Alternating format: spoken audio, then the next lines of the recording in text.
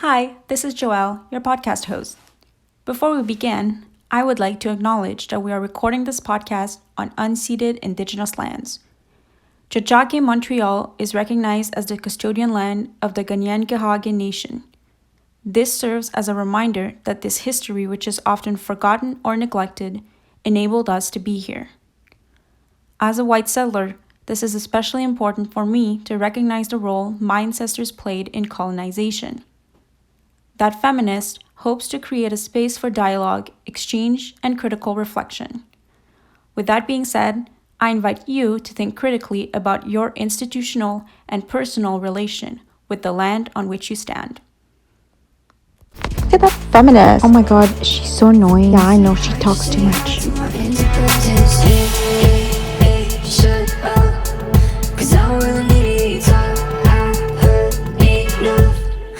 We can still get lovers if you this one. Keeping the quiet, it's a legend. When you want to when you confident, say hi, just say hi to my independence. Hi, everyone. Hi. Every single time I hear that, I'm just reminded of like, wow, I really need to go out. I'm so excited to go out and dance again. That's such a good little tune. Yeah, and I was just laughing at your dance move. Not because they were bad. No, not because they were bad. Because they were actually like good. Yeah. Because they were actually like good. Okay. Yeah, because that's me doing her dance move, like not good. Anyway. So today we're joined with Nadia and Daniela. Hello, everyone. Today we're talking about feminism in advertising. And I think we've seen a lot of that in our class last semester. We did a class on gender and media. Is that why you invited me? Only. No, only that's just because of that. No, but if you're not familiar with what I'm talking about when I'm saying feminism used in advertising, I'm talking about, those commercials. Dove is very good at it. But there's also like always Nike, Pantene, and even CoverGirl. CoverGirl did this commercial with like Queen Latifah and Katy Perry and some other very like influential woman. And it was like the hashtag like girls can. Mm-hmm. And like, the commercial starts with like girls can't do that. Like girls especially can't do feminine products that use that sort of technique. So makeup, menstrual products, clothing, I guess, would be another one. Yeah. I think there's Nike, you see, like that does one like too, which is. Yeah, it's what we're going to be talking about today because it's very interesting because on one part, it's very much like their message is empowerment. What they're trying to do here is empower women. But at the end of the day, they're a company who like will sell product. And when you're doing an advertisement, no matter what, if you're trying to empower women or not, you're trying to sell a product at the end. I actually have an interesting view on this because I love advertising. I love digital media, digital advertising. I've really submerged myself into that world. I was actually considering it as a career at one point. So I have a very like specific point of view, more of in like the technical sense. So I'm excited to see what we're gonna talk about. Yeah, and also, like, it's weird because they're creating these hashtags, like, oh, girls can, and they're always, like, it was, like a girl, like, throw like a girl, or, like, run like a girl, or whatever. And I was trying to reclaim like, make like a girl sound, like, good. Like, for me, a lot of those ads, though, feel very late. They feel like they would have been empowering and, like, cool like maybe 10 20 years ago, but now in 2021 throw like a girl, I don't know, well, maybe it's because I also was never into sports in that way, but I don't know. Those kinds of things, I never heard that personally when I was younger. Doesn't mean it didn't happen, but also like because when you think of products like Always, CoverGirl, Dove, Pantene, those companies are not targeting girls, like young girls at their audience. They're targeting women.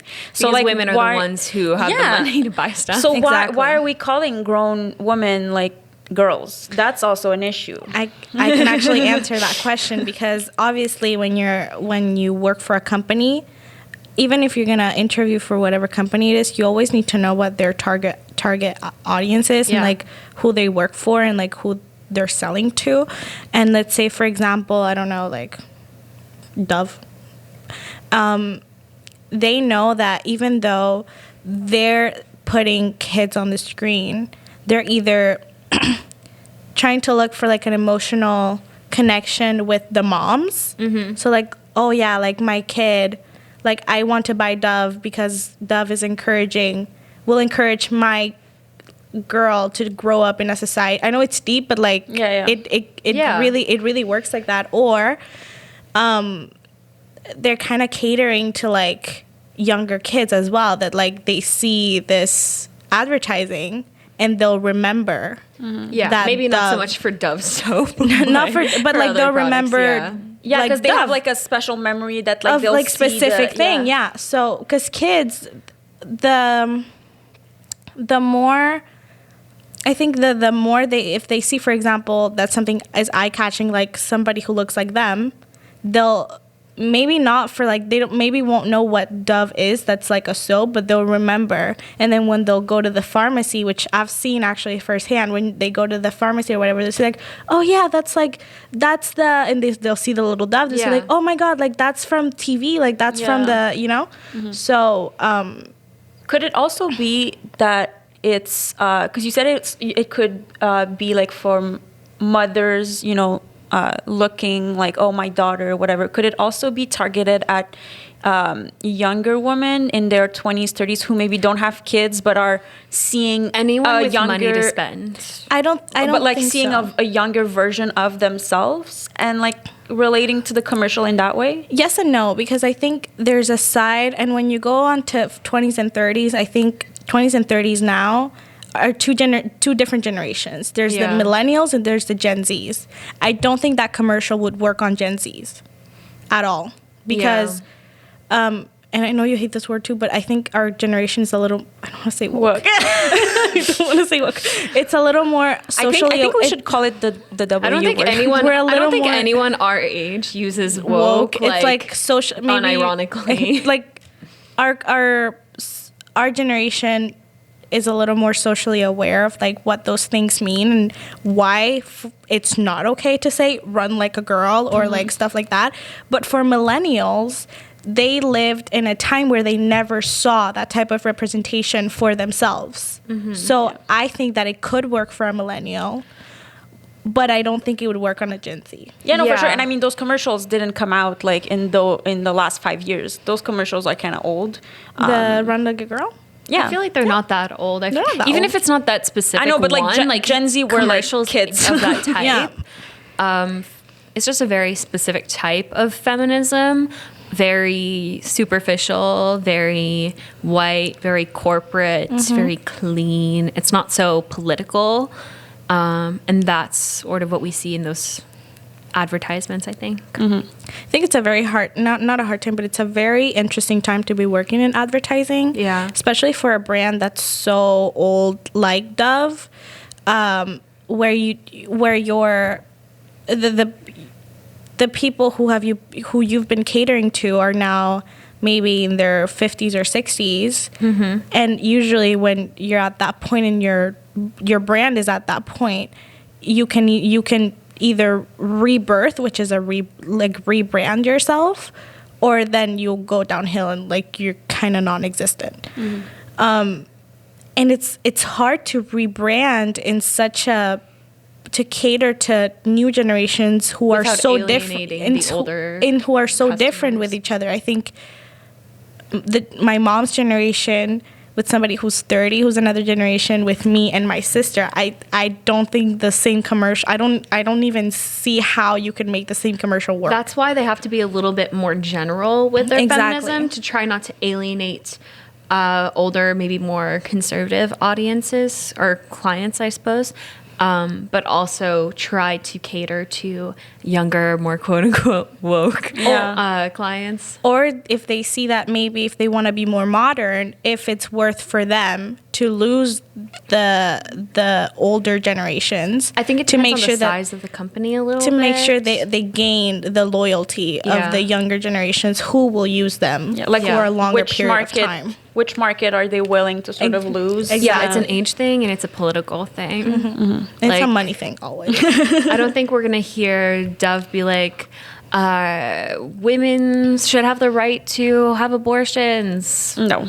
I don't think not. that's not. That's too divisive. That's gonna alienate But a I lot don't- of people. I don't see how in a few years, maybe not in a few, maybe like 10 or 20 years, if, and I'm trying to play on my words a little, but if like, I think our generation, like Gen Zs, even though they get a lot of shit, I think we're very informed. Like Yeah. we're very socially aware. Because we grew up with the internet. Exactly. So I think that if it keeps going the same way it is, I think those type of advertising, which is if this generation of Gen Zs, when they go to university and they enter the workforce, Yeah. they could be bringing those ideas to Yeah. the table because they know that it could work. Yeah. Yeah, So I would right hope now, so. yeah, like right now, like, you know, those commercials are maybe dating from like 3 to 5 years ago, which we can see in their message, you know, like there's this Pantene one that's like sorry not sorry, and it's like all these like women Like the Demi Lovato song. it's literally no, but it's literally like telling women like, oh, you don't have to apologize anymore, which like, okay, great message, Like, but like thanks, babe. yeah, it's like no, it's like literally these little sketches of like women saying like, oh, I'm sorry, and then at the end it's like Pantene, and it's like, no, sorry not sorry, and like it's God. it's very cringy. They try to make these but- very small aspects of patriarchy and misogyny and make them seem like it's a really big political statement. yeah, It's not. and also like I feel like it's very It's a much nice like thought. Yes, we don't need to say sorry all the time. That's a reality, but it's not, yeah, it's like you said, it's like a Don't micro problem of patriarchy. yeah. So that's why there's this version of feminism in the advertising that is very white and inoffensive, and I don't like it. Unproblematic. But Yeah, I think it's also like just the idea of like, Generic. oh, you just have to be yourself and like being doesn't acknowledge- unapologetic for it. Yeah, But when I am unapologetic, then I'm a There's- it's bitch. a Then I'm problem. difficult to work with. Yeah. So as much as that is a nice thought, like it's not the most realistic. yeah, thing. but the reason why it's like that, it's because it's probably like all these companies, like not all of them, but like Pantene, Always, and Gillette are all owned by Procter and Gamble, like P&G, you know that yeah. company. I just Googled Which- it actually. I was curious about who Yeah. the CEO of Pantene was. So It's a man. continue. Yeah, I mean, I don't know the CEO of Pantene per se, but the CEO of Procter and Gamble is like a white older man, and in their board of directors, they have 13 members. 4 of them are women, and 9 of them are men. So, like And when then you you have to think look of at how that, many women of color are there. you don't Which- see it because you only have like the names. So, Yeah. but you know, it's weird because like it's almost like when I think of that, when I see those numbers and when I see the commercials, I'm like, okay, now it makes sense because it's like these male, like white male, like thinking of the commercial, like, hey, we're gonna do this commercial about like, hey, woman, have you tried being confident? But I think there's also this thing of brand personality that has Yeah. come with this new era of I would say it's Social media. maybe like 6 or 7 years ago, where every single brand needs to have a personality and needs to stand up for certain Yeah. issues. Like the brand has become like a person itself. Yeah. So, for example, Victoria's Secret, let's say, because I wrote an essay on them. Their brand personality at one point became, like, if you were to picture them, they were like a Victoria's Secret angel, and they were extremely discriminatory against Yeah. other women. Yeah. And that's why they kept losing sales, and they're about to basically close because Oh, they are? yeah. Ooh. they're I haven't closing been keeping up. because they had the issue with the Victoria's Secret fashion show at one point where the Yeah. CEO was saying that plus size models and transgender models were not part of the fantasy. Yeah. Yeah. I remember So that that. declined their brand. So now that there's this Especially because for Victoria's Secret, especially, I mean, I don't know this for a fact, but I would assume that their clients are on the younger side. I don't know if that many older women are buying lingerie. And so that's why that really hurt them more than another company that was more all ages, let's say. Yeah, and mostly because a lot of women who buy, like, I want to say like 98% of their customers don't look like Victoria's Secret angels. Because maybe the less than 1% of the whole population trans or plus size. There's not that many women who are like 5'10" and like 110 super pounds. skinny. Like, you know what I mean? Like, even as a consumer, when you go to the panty drawers to look, most of the sizes that are like medium or large are mostly gone because that's where they sell their products. Yeah. So now, let's say, for example, if you go to Procter & Gamble, I think about, like, let's say Nivea. You think about touch, tenderness. Like, I think for some reason I think about mothers, like motherly figures, like motherly care. And they have kind of become like a person, and they don't want to get out of that label that they have. So they always try to like break the barriers, like do something that has to do with their brand, and we kind of lose sight of the product that they try to market. Because there was this era where like all of the advertisements were about the brand personality and not the product. Yeah, which is why I wanted to point out, like all these commercials in the end, like, okay, yes, like if you think like always, let's say, like they're a feminine hygiene brand, so some people would argue that they have this sort of responsibility to cater a message of empowerment to women because their market, is women. But then at the end of the day, if you're doing this message and then you're just plugging the logo, like the Pantene ad, for example, it's literally, their ad is just sorry, not sorry the whole time. And then it's like, it has nothing to do with hair.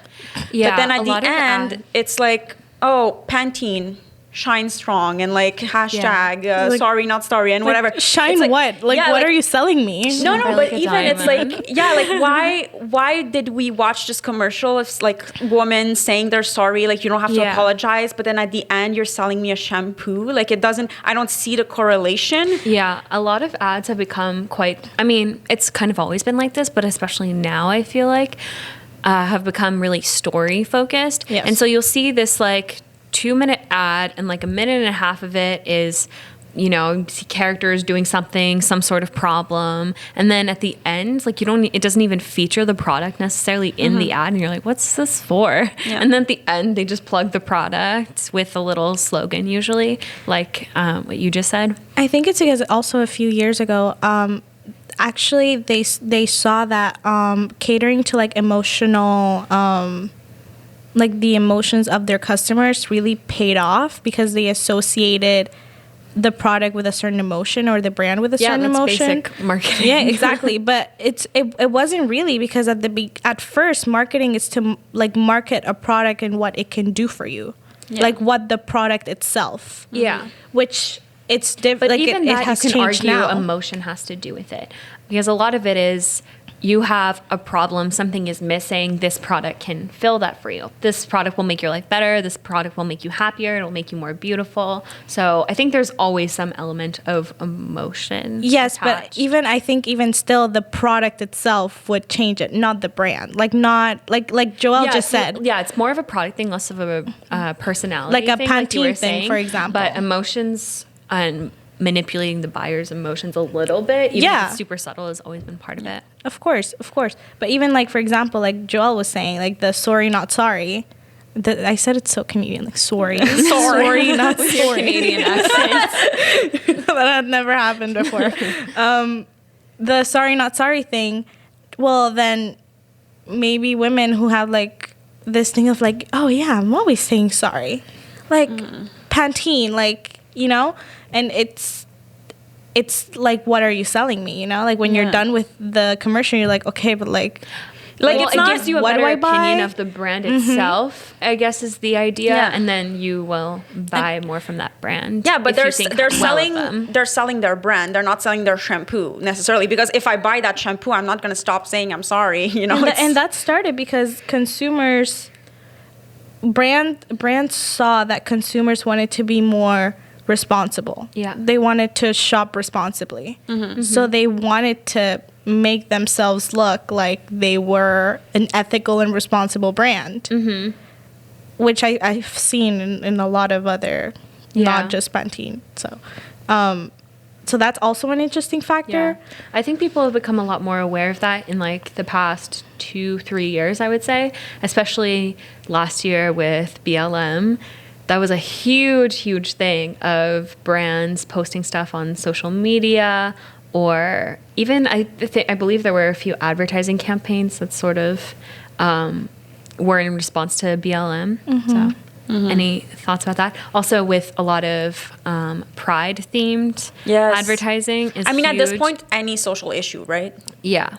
Yeah. I think for me, at the end, it's like, okay, it's very cutesy, but like anyone could do a nice little story like this wrapped with a bow, but I want to see something of substance after. But what would that be? Like, would that be, because you can argue both ways. I love seeing representation on screen. I don't think there's still enough. Like, and I've said this before, like, growing up, I never saw anybody that looked like me. Even now, sometimes I still don't see people who look like me, or if they do, they're usually like a side character or like a maid or like, you know, and there's nothing wrong with having those jobs, but like for like white folks who don't know any or like are not socially aware, they might think that like, well, then they start to see plus size people as their sidekicks. They start seeing the gay guys as their your gay best friend, like all that type of stuff. And then you're like, well, and then white straight people get a very main character complex, and everyone who's not them is 100% secondary, and they don't humanize them as much. Exactly. So I lost my train of thought, but saying like the representation. Yes, for representation, like I think that there's. If there isn't and I've said this a bunch of times, but if there isn't representation in the boardroom and where people make the decisions, there is never going to be any change. Yeah. And I think we're starting to see a little more representation on screen because consumers have demanded and have pointed it out. Like, hey, why is it that like all of your commercials, it's all like, you know, white people with like 2 kids and a dog. The and nuclear like, family. Like who drive like an SUV. Like, why isn't it like, you know, like I saw this commercial the other day. It was Nissan promoting their compact SUV, and it was a woman, and it was like the perfect car for the city. I was about to say, I was like, I don't think I've ever seen a car commercial that was just like a single woman. Yeah, and it's not a woman with a family. It was the Nissan Kicks, and it was just her, no kids or anything, and she was driving to like work, and then she was getting out of work and going to dinner. Wow, radical. And it was like, and I was like, you know when that ad would have actually been radical, like the 70s maybe. Yeah, it's like, well, it's groundbreaking in the world of advertising, but not groundbreaking in like our society because world we live because in. Women have been doing that for years. They're really behind. Like, yeah. You know what I like to see in car commercials? A woman driving a pickup truck. Oh, I've never seen that. Because it's always, and also the voiceover that does like it's always a very deep that's always a guy. Yes, it's always like, you can now get the Ford pickup, like super deep masculine voice, and it's like, why? Like, does the pickup have a personality? Does the pickup have a gender? Like, but then again, but that's good. I like that. But then again, I think maybe not. Maybe I'm digging a little too deep. But I think those conversations are being had. But they look at their target market and they're like, well, we'll take the hits, we'll take the social hits, but we're still selling. Yeah. And you can always rebrand at some point. Yeah, especially when it comes to items that are necessary, or if it's a really limited market, then they don't have to worry about that too much. Mm-hmm. Like, I'm thinking about Mr. Clean. Mr. Clean. Like, why is it Mr. Clean?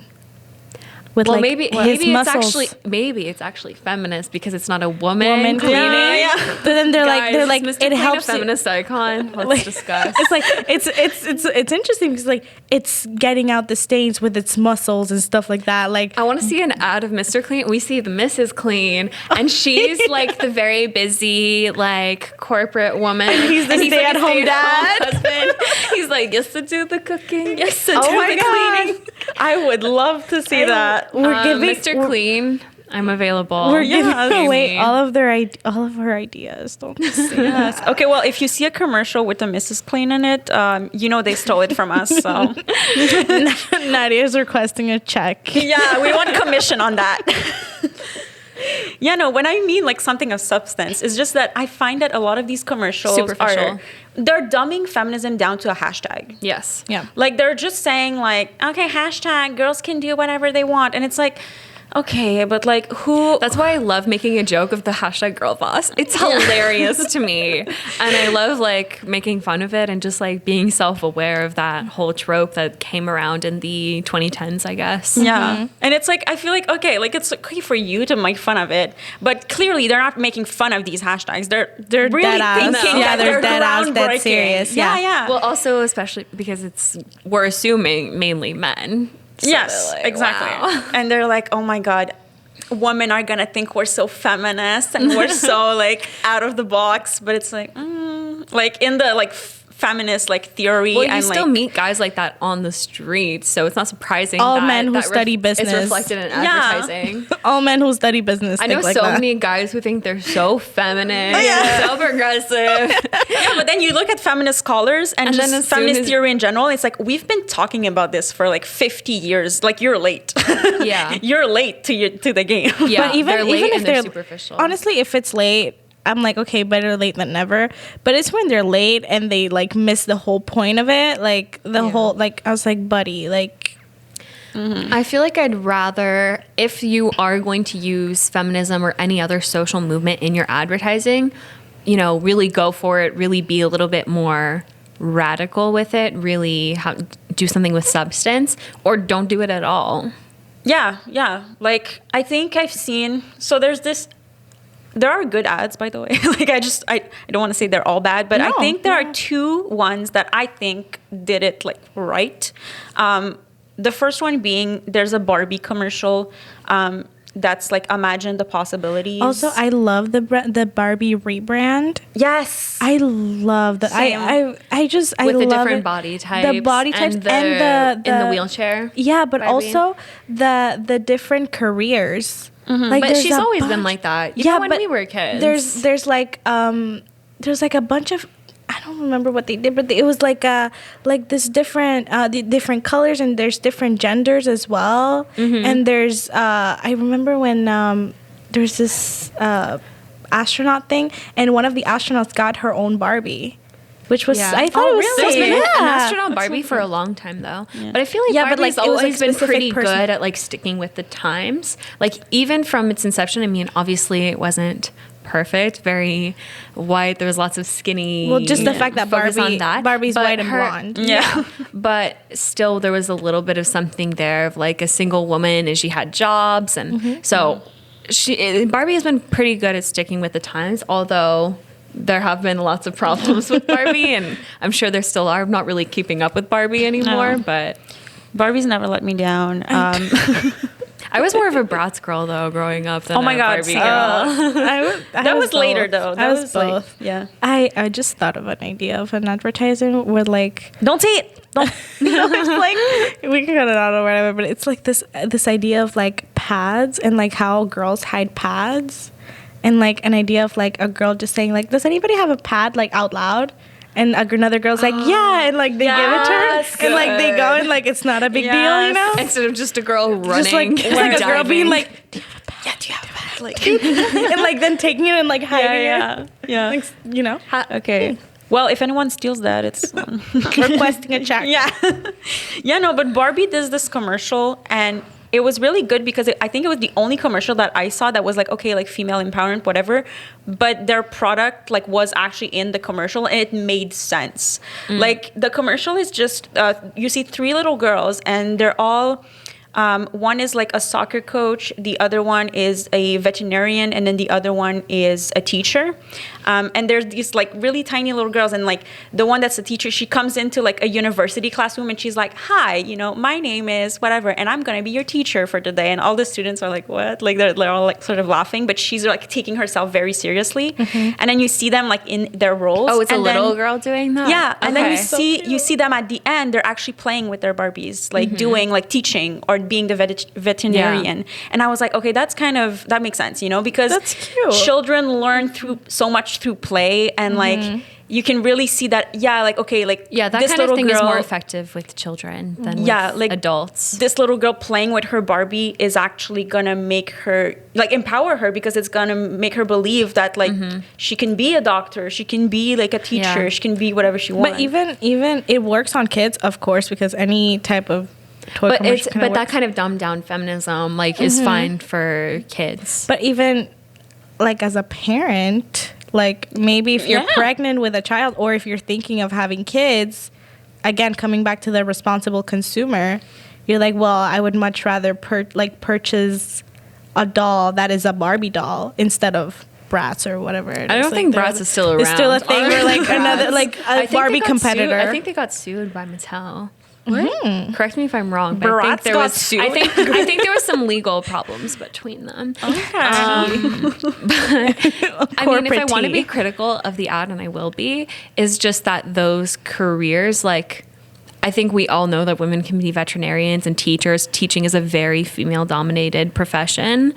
And what was the third one you said? Soccer coach. Yeah.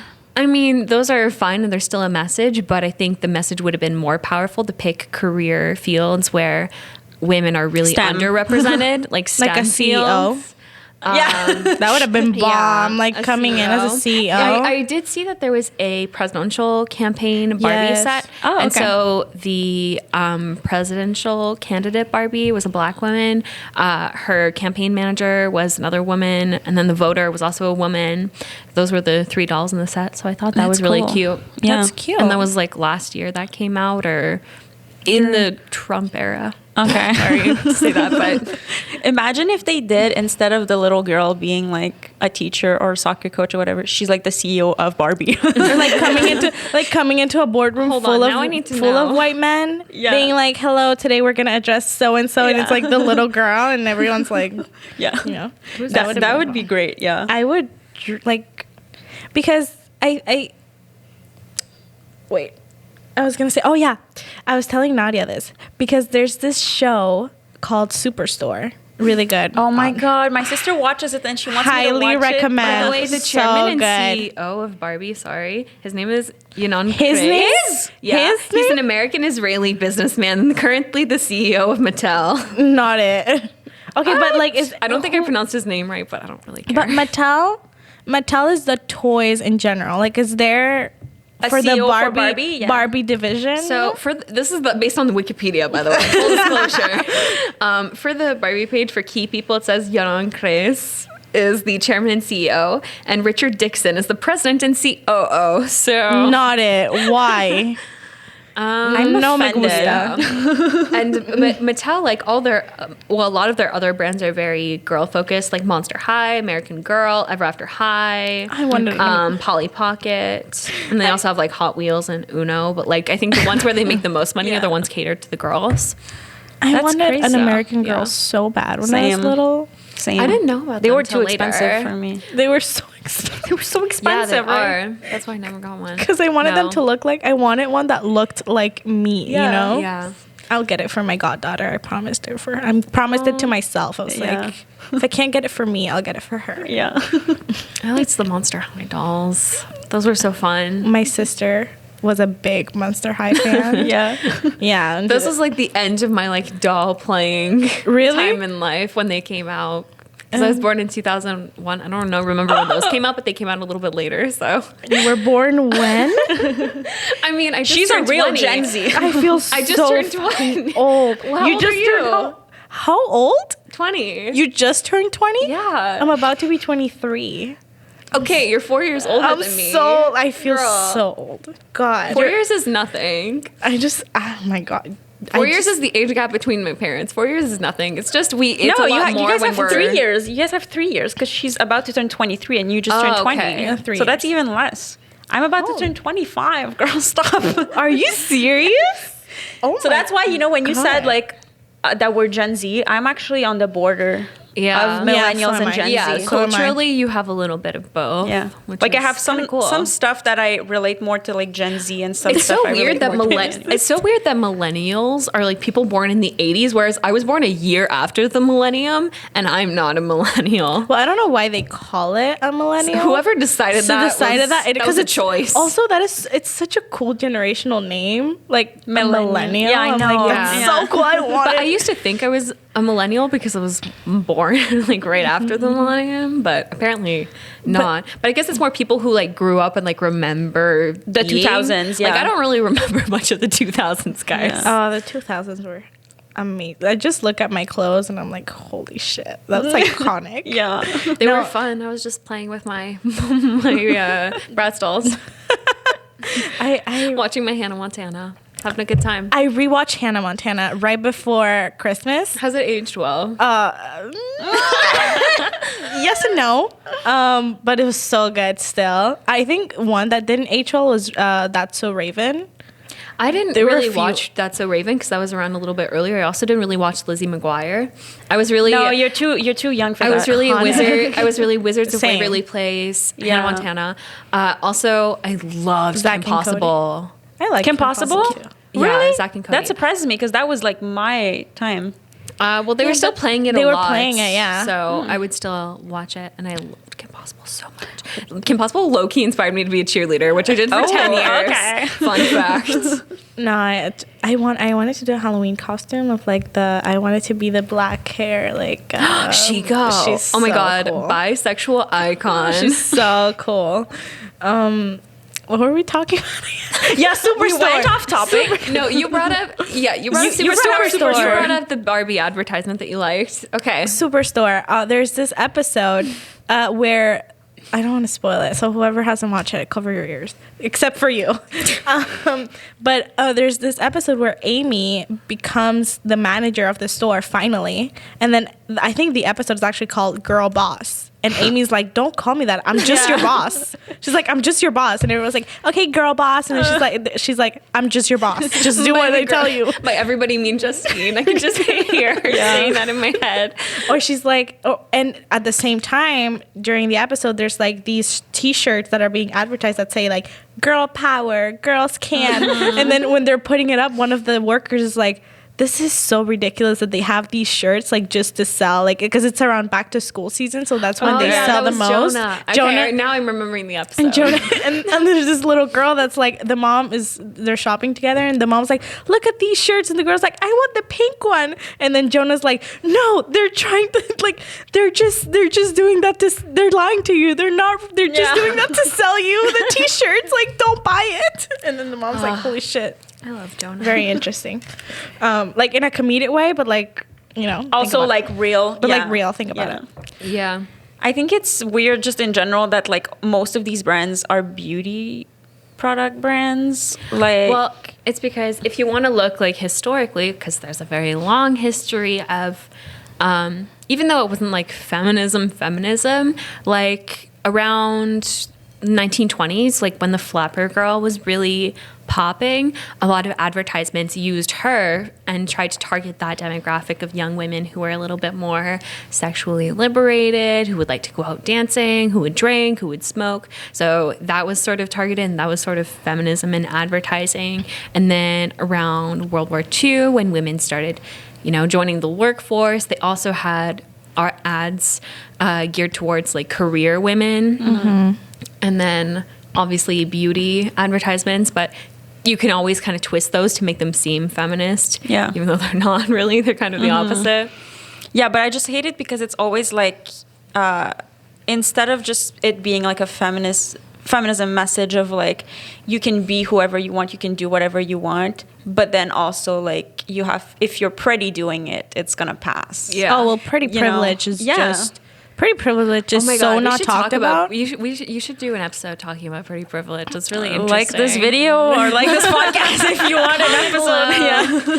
Like Pretty Privilege is so, it happens a lot. Like it's just what you see in Hollywood. Like you don't see, you always see, even if they're Latinas, they're Black, they're white, they're Asian, whatever they are, they're always very good looking. Like, so. Yeah, and if it's a certain idea that even when it's a woman of color, it's usually a certain type of woman of color. There's colorism, there's Western beauty standards of nose and eyes and... Or even, well, I can only speak from my experience of being Latina, but even if you're Latina, your features, it's always Latinas whose features are very different than, like, obviously Latinas look different from, but it's like you can see that she's Latina, but she's like, but she could also be white passing. Yeah, she can also be like, or she could pass for like, I know a lot of actors are like, oh yeah, like I'm native, or I'm from Hawaii, or like I'm mixed, but I look Latina, so I play a Latina, or stuff like that. You know, one thing I've noticed is that a lot of Italian women play Latinas. Yeah. And I'm like, why? Do they see Italian women as like a spicy version of a white person or something? Or even men, like Noah Centineo. I don't know if he's Italian, but I know he's not Latino. And in the Fosters, he was playing a Latino. He was on the Fosters. Guy. I didn't really watch the Fosters. He replaced Jesus in like season 3. Because the original actor had some issues with like a DUI. Oh yeah, so he got fired. The guy from Wizards of Flavor. Yeah, and he got fired. He was the actor who replaced him. Yeah, I did not know that. Wow. So he played a Latino guy for the rest of the season, and so there's a lot of whitewashing that happens, especially with Latinx characters. I think because. I guess the perception of Latinx characters is different than Black characters and Asian characters. They're like white adjacent almost is how. Just because I think a lot viewed because we don't like, we have facial features that define us, but not as much. And even then, like they're always looking for like the Sofia Vergara or like the little Latino accent of like or a lot of Latinx folks, they always say like they always want me to speak Spanglish. Yeah. They're always looking for me to like say like cultura or say like a word in Spanish. Yeah. When sometimes it's not really the case. Like we've been like, for example, for me, like I was severely traumatized from like this incident that happened to my mom, where she was trying to interview for a job at a pharmacy, and the guy was like, ma'am, you can't even speak an ounce of French. Like, I'm like, come back when you can speak like a person. And he hung up the phone on her.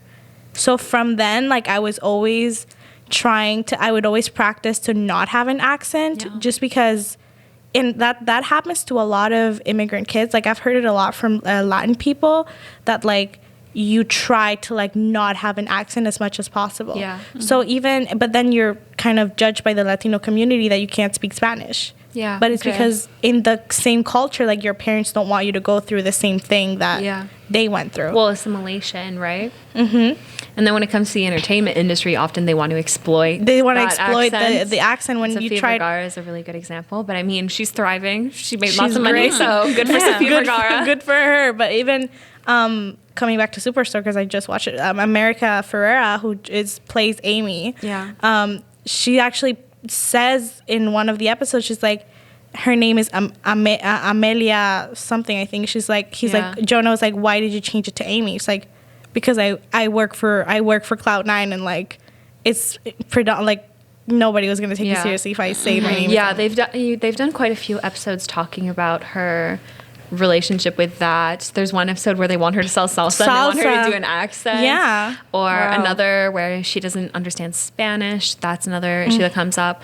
Or she's interviewing for a job, and everyone is Latinas. Oh, they're like, and so she's like, I don't want to be like a diversity hire for you guys to look like a good company, to add a little bit more color. I feel like you see that like in a lot of companies, like commercials, tokenism. Is like, they're gonna have like, one white girl, one black girl, one Asian girl, and it's like, okay, yeah, that's like our pool That's of like diversity, and it's kind of like you can see it was done on purpose, that it was like chosen. These people were chosen to represent, and it kind of, I totally got when because she got the job at the end of the day. But then she's like, yeah, they loved my passion and stuff. But then the guy's like, well, are you going to be a sellout? Like, you were just complaining that they were exploiting your culture. And then she's like, yeah, but like, they're giving me an opportunity that I know that I'm not, I don't, if A foot in the door is a foot in the door is a foot in the door, you know? Yeah. So it's difficult. And like, again, to come back to the entertainment industry, you know, that's all you see. You see, you know, like you said, pretty privilege is very real, or people who like look different but they don't sound like, they don't make viewers uncomfortable. Yeah, it's a more palatable version of a person of color. Like is a often what toned they down. want. Yeah. Toned down. I don't know that. But Yeah. And that's also why a lot of times the person of color is the joke, especially with Asian characters, Asian men. Well, no, Asian women as well. We've seen that a lot. I believe it lacks a lot. Like, now that I'm taking a look at like the shows that I watch, like for example, Grey's Anatomy had Christina Yang for the longest time. Then when she left, there were no Asian characters at all. And then when they just brought a surgeon who's Asian, but there's only one. They just introduced another one, so there's two in the whole cast. And it's been on for really For long like time. a long time, you know? Yeah. I haven't watched Grey's Anatomy, but from what I've heard, it seems like they did a good job with Sandra Oh's character. I believe so. I'm kind of biased because I love the show. But she was shown to be like, but also like, as they kind of played on the stereotype of like Asians being good in school and being competitive and being like, you know, so they, for the first few seasons, they didn't show the human side of Christina until maybe season 3 or 4. Yeah. But then we were in the early 2000s, so I don't know how other TV shows were doing it. I kind of assume it looks kind of the same, but yeah. Very tokenism, or no?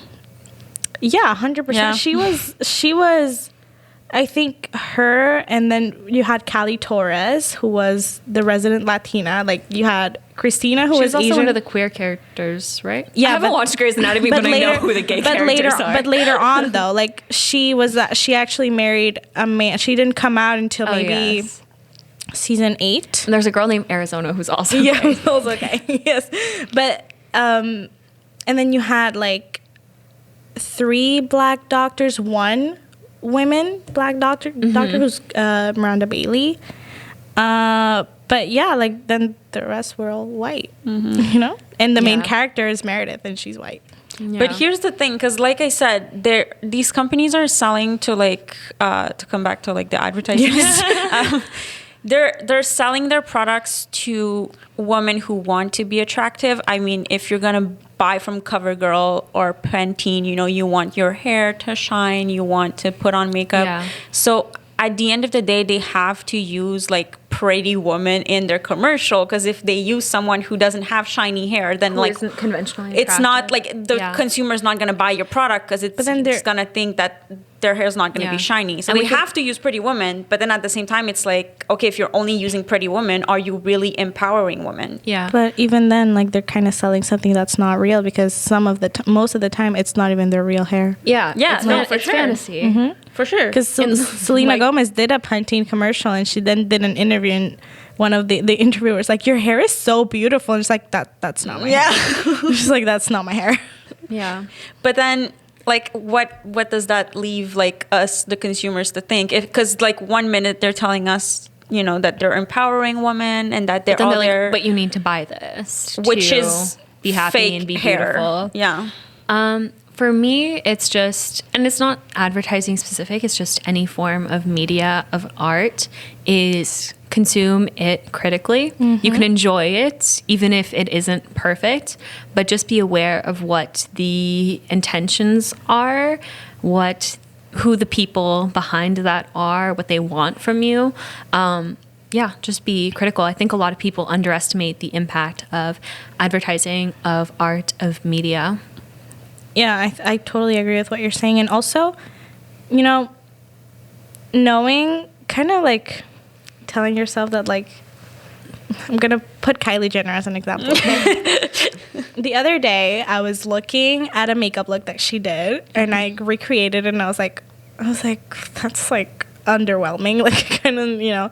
But then I was like, well, you know, obviously, like, I'm not gonna look like her because I don't have professional makeup artist. You know, one, a professional makeup artist, and two, like, my nose is not gonna, like, shrink even, like, as much as I contour it. Like, I didn't have surgery on it, or even if I overdraw my lips so much, like, I don't have lip injections. So, like, just knowing that it's all kind of fake. Yeah. You know, kind of makes you feel a little better, and like you said, just be critical of and again, that's when being a responsible consumer comes, of like also protecting yourself from that type of toxic environment. Yeah, it's important. Yeah, that's one thing. I think our generation is more aware of how fake the internet is and about plastic surgery and like the behind the scenes stuff, and older generations were not so much. So that's cool.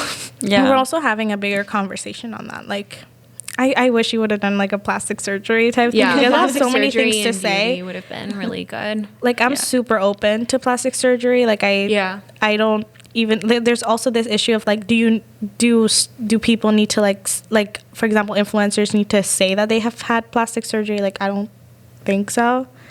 Like, it's really tricky. Yeah. It's such a gray zone, I find, and it's hard to say also whether it's possible living under the patriarchy and like with capitalism. Yes. Is it possible for you to really do plastic surgery just for yourself? Or are you still sort of catering to the male gaze, to these heteronormative Western-centric beauty standards, even for makeup, which is less dramatic and permanent? Is it possible to really only do it for yourself and have zero influence from your surroundings? Yeah. And also, like, I think to relate back to our episode on like internalized misogyny, how like we always had this conflict between like being a boss bitch and like being a girly girl. And I find that these commercials are kind of, they hit me at a wrong place sometimes, and they rub me the wrong way, because I've always had this internal conflict of trying to be recognized as like a serious, ambitious woman, but I also enjoy wearing makeup a lot. And I find that for me, like a brand like CoverGirl, who is like preying on these stereotypes and who have in the past, you know, really preyed on these women who want to be more beautiful and who like really just patriarchy insecurities and like, insecurities and all of patriarchy that. and capitalism. Yeah, and now they're turning the page around and being like, no, we're actually like very empowering. It's like, to me, it's like I see like this double face. It's almost like they were wearing a mask, and like so just be aware, kids. Stay safe. Stay safe. And lastly, I wanted to talk about one commercial that I found that I had never, like, I've seen a lot of these like empowering women like in the commercials, but I had never seen an advertisement targeting toxic masculinity. And there's Gillette did this ad, and it's like these boys fighting, and like all these men are saying like boys will be boys, and then actually like Gillette is saying like, no, like actually you need like to make your friends accountable for their actions, like literally talking about sexual harassment, and like saying like, oh, because like the boys of today will be the men of tomorrow, so like you need to be like a good example for them, whatever. And I was kind of shocked, because I was like, oh shit, like how this long ago was that? Because I remember that happening, but it feels like it was so long ago. My sense of time is too messed up because of COVID. Yeah, exactly. But, with COVID, I have no idea. Yeah, I agree. I think that was a really good advertisement. I think it was not superficial. I think even if their intentions were, you know, not pure, I think it still had an impact, and it had weight to it. And so I do agree that that's a good ad.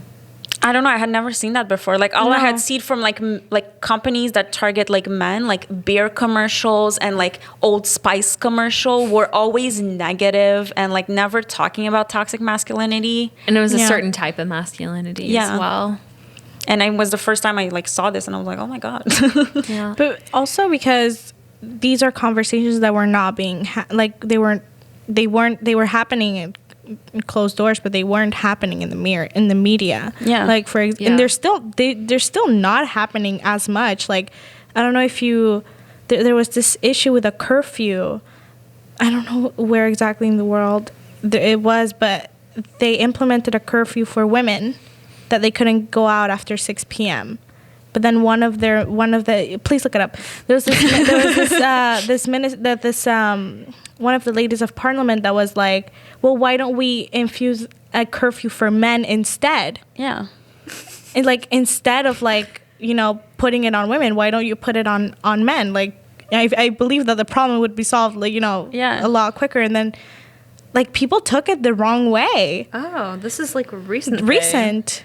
Yeah. Like, and then there was the hashtag of like not all men, like defending men. My God. Like, I hate this hashtag. Yeah, so it's very interesting to look at it like that. It was Baroness Jenny Jones who argued in Britain's House of Lords that in the wake of the kidnapping and murder of Sarah Everard, that a curfew for men would make women a lot safer. Mm-hmm. And a lot of men and women were offended. Even women were like offended. Yeah. Like, not all men. Yeah. You're missing the point. Yeah, you're missing the point. There's so much to unpack there, and it kind of has to do with pick-me behavior and a 100%. lack of solidarity, and it's really disheartening to see that from other women. I like that you said pick me behavior, because it totally is. Like, when I think about it, it's like, oh my God, has been on my yes. mind a lot lately. Yeah. It's like I'm one of the boys, like, stuff like that. Yeah. Yeah. 100%. Yeah. Good job, Gillette. Doing great. Well, actually, when I looked up that commercial, they said they were gonna like pledge. Let's not give them too much. No, praise. that's what I'm gonna say. They said they were gonna pledge $1 million to like help boys, and then it was very unclear what they were actually doing. It was really just like a small paragraph, okay, and just saying like, yeah, we're pledging $1 million over like 3 years or something, and like to help boys be better boys. It wasn't saying who they were giving it to. It wasn't saying nothing. And can I just say $1 million I looked up how much, like, Procter & Gamble, the company who owns Gillette, in 2020, their revenue went up like high because of COVID. Why? Because they sell a lot of like hygiene, like product, like in household cleaning products. They did 70.95 billion US dollars in 2020. And they're pledging $1 million. When we talk about corporations and celebrities' donations, I think instead of putting it in that way of like $1 million, $10 million, like the percentage of that person's wealth Revenue. that it actually is. When Jeff Bezos is like, I'm gonna give $100 million to whatever, and then you're like, oh, that's like 0.0001% of his wealth. He would still be like 100 times richer than he was at the beginning of the pandemic. That's or like whatever if it is. us, we would give like $1, I think, or something Not like even. that. 25 I don't cents. think it would even, no. I don't think there's monetary amount for people who are like poor like us. Like, I don't think the scale, like, so you there's take no. like a 1 cent and you cut it in 4 pieces, and then you cut it again in 8 pieces, and that's how much you get. That's how much I would be giving. I think there's also, for Gillette specifically, like that issue of sexual harassment, that conversation also starts at home.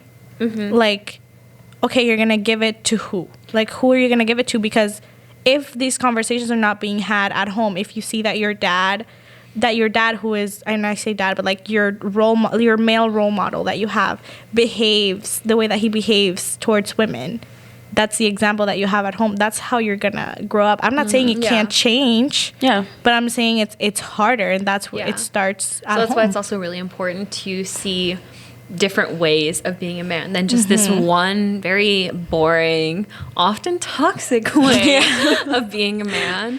And Harry Styles is a good example of that. I wrote an article about it. It wasn't exactly the most flattering about Harry Styles, I'll admit that, but I'm very happy to see people like Harry Styles showing a different way to be a man, especially because he's not straight, so he isn't. It's not confirmed. Yeah. Okay. He's presumed straight for now because he's only dated women publicly, and he's just been like ambiguous. He's just been avoiding the questions, yeah. And so I do talk about that a little bit because it does kind of give off a little queer baiting vibes, not gonna lie, and there's a very long history of that, but we're so far off topic. I'm so sorry. Okay, we're wrapping up. No, can I just say toxic masculinity is often presented as a topic that's not like, that's separated from feminism, but can I just say it's as much part of feminism as any other, because it's all about feminist issue. gender. It's Yeah. all about patriarchy. We all suffer under the patriarchy. And a lot of men, even like very progressive men who consider themselves feminists and want to help women, they don't understand that they are also suffering. I mean, maybe not as much and in different ways under patriarchy. It benefits no one, really. 100%. Yeah. So smash the patriarchy, fuck capitalism. I think all of our episodes end like that. Fuck capitalism. That's the conclusion. Fuck the patriarchy. Yeah. That should be your outro. Literally, fuck capitalism, fuck patriarchy. We should fuck record. What everything. if we recorded a song together? Oh my God. Okay. I can like hold a note. Yes. Like, that's where I'm at personally. I was gonna say like comment down below, but I know nobody's gonna Nobody's want gonna a be like, song. no. I don't care. We're still doing it. That's never stopped me from singing before, if we're being honest. I'm really good at directing and giving orders, so I'll just be there to supervise. I thought you were gonna say like you were gonna sway in the background. Like, I'll just supervise y'all and be like, you know. Now I'm thinking about Glee Club.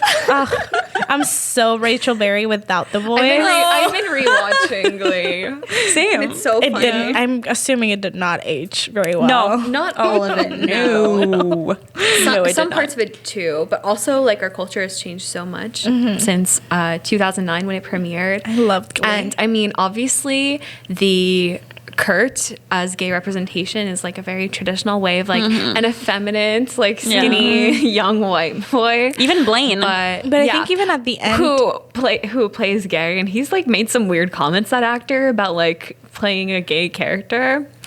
oh really? Yeah.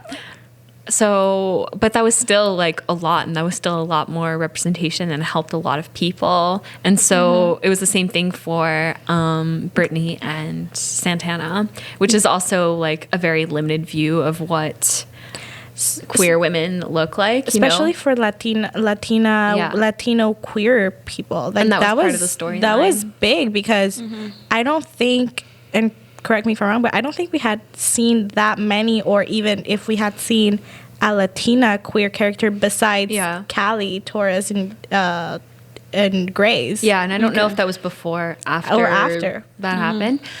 But yeah, and at first it was their relationship and the fact that they like kissed each other and like slept together sometimes is a joke. Yeah, and they were just like, it's not real. And it shows that even within the queer community, because Ryan Murphy, the creator and writer of Glee, is a gay man, even within the community, there is a lot of homophobia, biphobia, misogyny, racism. So it's important within even within marginalized communities to look at the biases. Yeah. And then it was Naya Rivera who's kind of like, maybe we should take this a little bit more seriously and like make it a thing. And Can I just say they did that one trans character on their Unique very dirty. 100%. Her storylines and plot lines are just. I think the intentions were good. Yeah, but they just didn't have any trans people in the room. And the show at that point was also kind of declining. It was when Rachel, I think they introduced Unique when Rachel was going to New York. Yeah. So the show went through like a little time where it was a little weird.